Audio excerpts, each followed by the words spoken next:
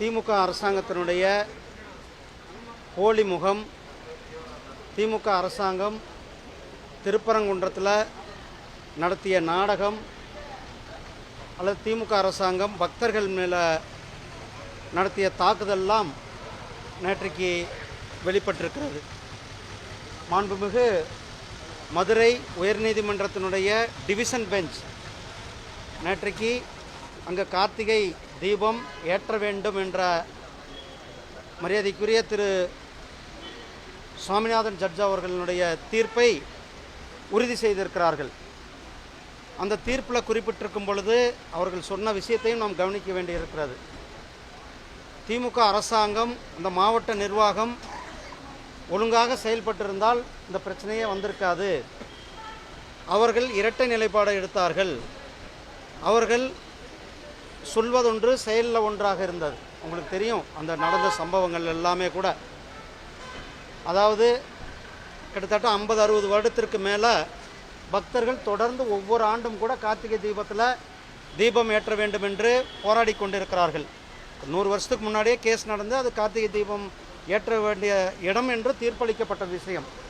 அந்த இடத்துல அவர்கள் பக்தர்கள் சென்று போராடி கடைசியாக இந்த வருடம் அவர்கள் நீதிமன்றத்திற்கு சென்றார்கள். மாண்புமிகு சென்னை உயர்நீதிமன்றத்தினுடைய மதுரை கிளை நீதியரசர் திரு ஜி.ஆர். சுவாமிநாதன் அவர்கள் ஒரு வரலாற்று சிறப்புமிக்க தீர்ப்பை கொடுத்தார்கள். அந்த தீர்ப்பில் பக்தர்களுக்கு உரிமை இருக்கிறது, பக்தர்கள் அங்கு சென்று சாமி கும்பிட வேண்டும் அல்லது கார்த்திகை தீபம் ஏற்றுவதற்கு அனைத்து உரிமையும் இருக்கிறது என்பதை வலியுறுத்தினார்கள். ஆனால் அரசாங்கம், அந்த மாவட்ட நிர்வாகம் எந்தவித நடவடிக்கையும் எடுக்கவில்லை. அதன் பிறகு ஒரு கண்டெம்ட் கோர்ட் போடுறாங்க. அப்பயும் அவங்க எந்தவித நடவடிக்கையும் எடுக்கலை. அப்போ ஜட்ஜு சொல்கிறார், கண்டெம்ட் போட்ட பிறகு 50 சிஎஸ்எஃப் வீரர்களுடைய உதவியோடு நீங்கள் போய் தீபம் ஏற்றுங்கள் என்று சொல்லுகிறார். அதையும் நிறைவேற்றாமல் அன்றைக்கு 144 என்று சொல்லக்கூடிய தடை உத்தரவை அந்த மாவட்ட நிர்வாகம் பக்தர்கள் மேலே திணித்தது. அப்போ அதை எதிர்த்து போராடின எங்களுடைய பாரதிய ஜனதா கட்சியினுடைய மாநில தலைவர் கைது செய்யப்பட்டார்கள். எங்களுடைய இந்து முன்னணியுடைய தலைவர் திரு காடேஸ்வர சுப்பிரமணியம் அவர்கள் கைது செய்யப்பட்டார்கள். இப்படி தொடர்ந்து ஒரு அடக்குமுறையை, பக்தர்களினுடைய அடிப்படை உரிமை கடவுளை வணங்குவது. ஆனால் அப்படிப்பட்ட இடத்துல அந்த அங்கு சென்றவர்களுக்கு கூட ஒரு நியாயத்தை கொடுக்கவில்லை. அதை எதிர்த்து ஒரு பக்தர், பூரணச்சந்திரன் என்ற பக்தர் தீக்குளித்த சம்பவம், தற்கொலை நடந்து கொண்ட சம்பவத்தையும் கூட அதற்கு யார் பொறுப்பேற்றிருக்க வேண்டும்? ஸ்டாலின் அவர்கள் பொறுப்பேற்க வேண்டும். அந்த குடும்பத்தை, குழந்தைகளுக்கு பதில் சொல்ல வேண்டியது கட்டாயம் ஸ்டாலின் அவர்களுக்கு இருக்குது. அந்த கட்டாயத்தினுடைய ஸ்டாலின் இருந்து கொண்டு இருக்கிறார்கள்.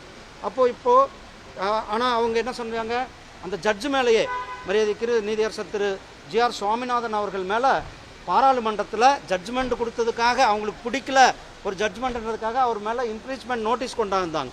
ஆனால் பாராளுமன்றத்தில் எடுத்து நாங்கள் 2 சபையிலும் நானும் அங்கே விவாதங்கள் நடந்தது உங்களுக்கு தெரியும்.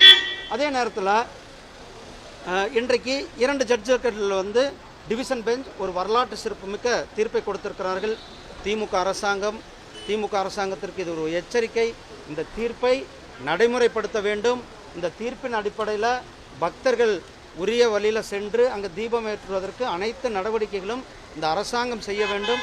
இல்லையென்றால் மக்கள் சரியான நேரத்தில் சரியான திமுகவுக்கு பாடம் போட்டுவதற்கு நேரமும் குறிப்பிட்டப்பட்டிருக்கிறது. தேர்தல் வர இருக்கிறது. அவர்கள் முருக பக்தர்கள் காத்து கொண்டிருக்கிறார்கள் திமுகவை வீட்டுக்கு அனுப்புவதற்கு.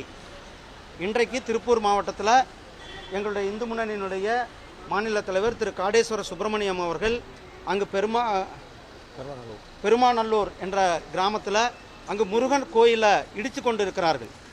திமுக அரசாங்கம், அறநிலைத்துறையானது அங்கே இருக்கிற முருகர் கோயிலை இடித்து கொண்டு இருக்கிறார்கள். அதை போய் தட்டி கேட்க போய் அவர் மேலே போலீஸ் தாக்குதல் நடத்தி அவர் மருத்துவமனையில் இருந்து கொண்டிருக்கிறார்கள். மருத்துவமனையில் அனுமதிக்கப்பட்டிருக்கிறார்கள். இதை நான் வன்மையாக, பக்தர்கள் சார்பில் வன்மையாக கண்டிக்கின்றேன்.